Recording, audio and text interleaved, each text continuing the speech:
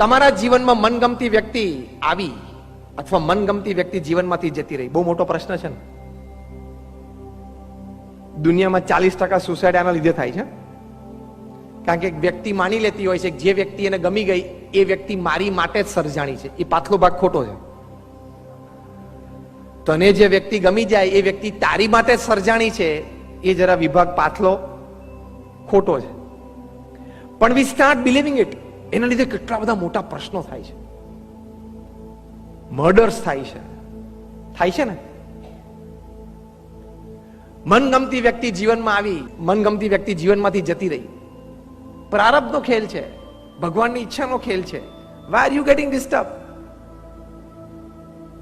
કોઈ પણ પરિસ્થિતિમાં આપણી માનસિક સ્થિરતા અને આંતરિક આનંદ, આ બે વસ્તુ ઉપર કોઈ પણ પ્રકારની ઈજા પહોંચવી જોઈએ નહીં. એ અભિગમ આપણે મુખ્ય શીખવાનો છે. Done is done. It cannot be undone even if you go to London. થઈ ગયું એ થઈ ગયું, પાછું એ રિવર્સ થતું નથી. તમે ગમે ત્યાં જાવ તોય, ચંદ્ર ઉપર જાવ તો પણ એ ફરી વખત એ વસ્તુ આપણા મન પ્રમાણે થતી નથી. આવી પરિસ્થિતિમાં એટલે કે મનગમતી વ્યક્તિ જીવનમાંથી જતી રહી તો પણ અભિગમ એટલો જ રાખવાનો છે. પ્રયત્ન આપણા તરફથી 2 ને 3 વખત થાય, જોડાણ થાય, પણ કદાચ ના થયું તો એને કહેવાનું કે ભગવાન તારું સારું કરે, તારી ખૂબ પ્રગતિ થાય. Give him a big hand, a big bye, turn around your head and delete his number from the mobile. Simple.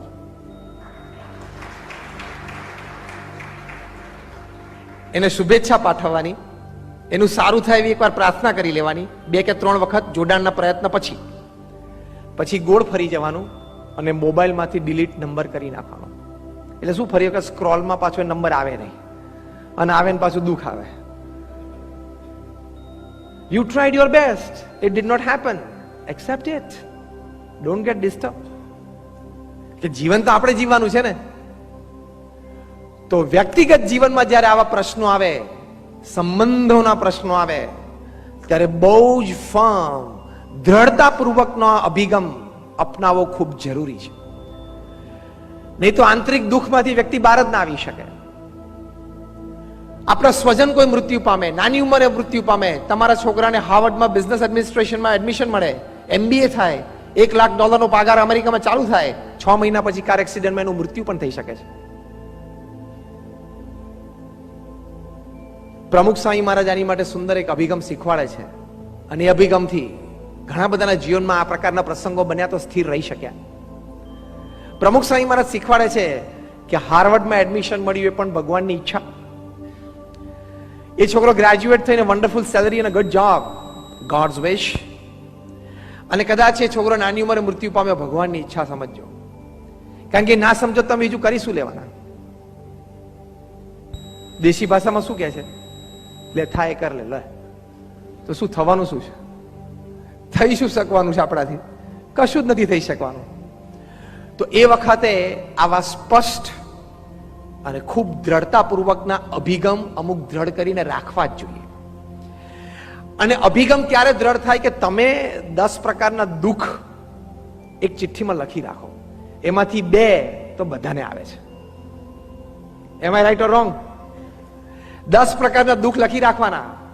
35 વર્ષની ઉંમરે પત્નીને કેન્સર, 22 વર્ષનો છોકરો રોડ એક્સિડન્ટમાં ધામમાં ગયો, તમારો 500 કરોડનો બિઝનેસ રાતોરાત પ્રશ્નમાં આવી ગયો, અને ઘણી મોટી ઉપાધિ ઊભી થઈ, ઘણી મોટી ખોટ આવી ગઈ. આવા 10 જીવનના મેજર દુઃખ લખી રાખવાના, આંખ બંધ કરીને 2 ટીક કરવાના, બધાને આવે છે. પછી એમાં રડવાનું શું? હા કે ના? Everybody has to pass through.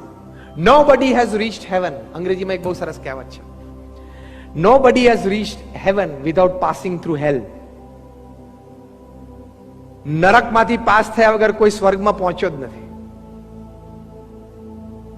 You talk of Sachin Tendulkar, you talk of Ratan Tata, you talk of Mukesh Ambani, you talk of Bill Gates, you talk of Warren Buffett. બધા જ આમાંથી પસાર થયા છે. તો પછી ખિસ્સામાં 2 હીરાની પડીકી વાળા પણ પસાર થાય. અને ઓફિસમાં હીરાના ઢગલાવાળા પણ પસાર થાય. એ જીવનનો એક ક્રમ છે, સ્વીકારી લેવાનો. Anything in life is 40 plus 30 plus 20 plus 12. આ સનાતન સિદ્ધાંત.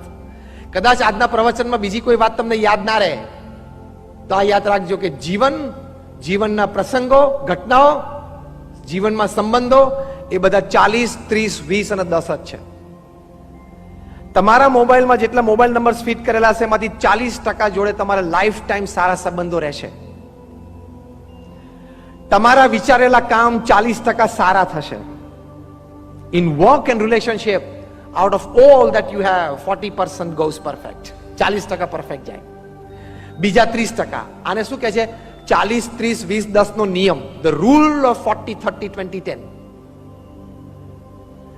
40% બધું જ સારું ચાલે સંબંધોમાં અને વ્યવહારમાં. Another 30% you have to put a lot of effort two get it go. તમારે ખૂબ પ્રયત્ન કરવો પડે, ખૂબ પુરુષાર્થ મૂકવો પડે, મનગમતું મૂકવું પડે, બધા જ રિસોર્સિસ કામે લગાડવા પડે, ત્યારે કંઈક સંબંધમાં અને કામમાં થોડાક ધક્કા વાગે ને આગળ જાય. 30% સંબંધો અને કામ એમાં રહેલા છે. કેટલા ટકા થયા? 70. બીજા 20% કામ જીવનના અને 20% સંબંધો બગડવા માટે જ સર્જાય છે. It is an eternal truth, accept it. આ સનાતન સત્ય છે પૃથ્વી ઉપર. જીવનમાં કેળવાયેલા 20% સંબંધો અને 20% નિર્ણય કરેલા કામો બગડે જ છે, બગડવા માટે જ સર્જાયેલા છે. એટલે કોઈ સંબંધ બગાડે તો 2 કે 3 વખત પ્રયત્ન કરી લેવો, સંબંધો ના સુધરે તો એના 20% કેટેગરીમાં મૂકી દેવો. એટલે શું? ચિંતા ના રહે, આ અભિગમ. સ્ટ્રેસ એ ના રહે, આ અભિગમ. કેટલા ટકા થયા? 90. હવે 10% ની મજા આવે એવું છે કે નહીં? ઇંતેજારી છે ને? હવે 10% કામ અને 10% સંબંધો એ જીવનમાં કામ ખોટ આપવા માટે સર્જાયેલા છે અને સંબંધો દુશ્મનાવટમાં પરિવર્તિત થવા સર્જાયેલા છે. અનુભવ છે? અનુભવ હોય તો હાથ ઊંચો કરો. હા, બધાનો અનુભવ છે.